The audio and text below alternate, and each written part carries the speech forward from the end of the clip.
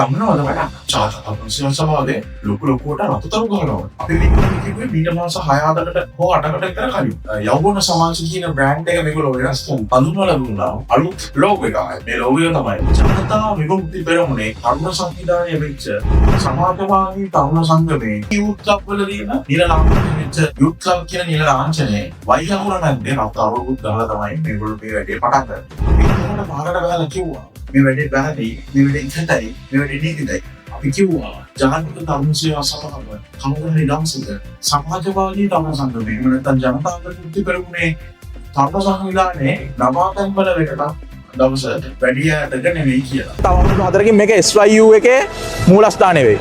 එහෙම නැත්නම් ජනතා විමුක්ති පෙරමුණේ තරුණ සංගමේ මූලස්ථානයේ විදිහට මේක පාවිච්චි කරයි. එතනින් එහාට අපිට කතා කරන්න තියෙන්නේ ජාතික තරුණ සේවා සභාව අමුමේ දේශපාලනීකරණයට ලක් කරපු පාදඩ ආණ්ඩුවක් එහෙම නැත්නම් ජඩ ආණ්ඩුවක් කියලා තමයි මේකට කියන්න වෙන්නේ.